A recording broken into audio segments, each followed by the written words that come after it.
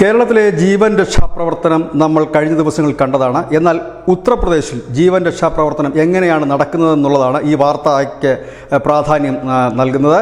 ജീവൻ രക്ഷാപ്രവർത്തനം എന്ന് പറഞ്ഞു കഴിഞ്ഞാൽ ഒരാളെ ജീവൻ രക്ഷിക്കുക മാത്രമല്ല, ഒരാളുടെ ജീവനും ജീവിതവും രക്ഷിക്കാൻ സ്വന്തം നാട്ടിലെ ജനങ്ങൾക്ക് തൊഴിൽ നൽകുന്നതും ഒരു വലിയ പ്രക്രിയ തന്നെയാണ്. അവരുടെ പട്ടിണി മാറ്റുന്നതും 2023 മാത്രം യോഗി ഭരിക്കുന്ന ഉത്തർപ്രദേശിലേക്ക് ഒഴുകിയെത്തിയത്, അതായത് സ്ഥാപനങ്ങൾ തുടങ്ങാനായിട്ട് നിക്ഷേപമായി വിദേശത്ത് നിന്ന് ഒഴുകിയെത്തിയത് 40 ദശലക്ഷം കോടിയുടെ നിക്ഷേപമായിരുന്നു.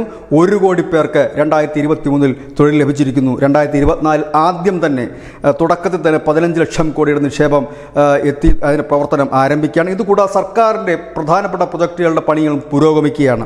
5 ഗ്രാമങ്ങളായ 1472 ഏക്കറിൽ ഒരു ബൾക്ക് ഫാർമ ഡ്രഗ് പാർക്കിൻ്റെ നിർമ്മാണം അവസാന ഘട്ടത്തിലാണ്. ഗ്രേറ്റ് നോയിഡയിൽ film city, logistic park, medical ഉപകരണ park, data centre parking, electronic manufacturing cluster തുടങ്ങിയവയുടെ അവസാന ഘട്ടത്തിലേക്കാണ് പണി പൂർത്തിയാക്കുന്നത്. ഇതുകൂടാതെ കുട്ടികൾക്ക് കളിപ്പാട്ടം നിർമ്മിക്കാനായി ലോകത്തിലെ തന്നെ ഏറ്റവും വലിയ ടോയ് പാർക്കിൻ്റെ നിർമ്മാണവും നടന്നു വരുന്നു. സൈബർ സിറ്റി ലക്നൗ നഗരത്തിനടുത്ത് നിർമ്മാണം പൂർത്തിയായി വരുന്നു. ഇതെല്ലാമാണ് 2023 യോഗിയുടെ UP യിൽ നടന്നത്.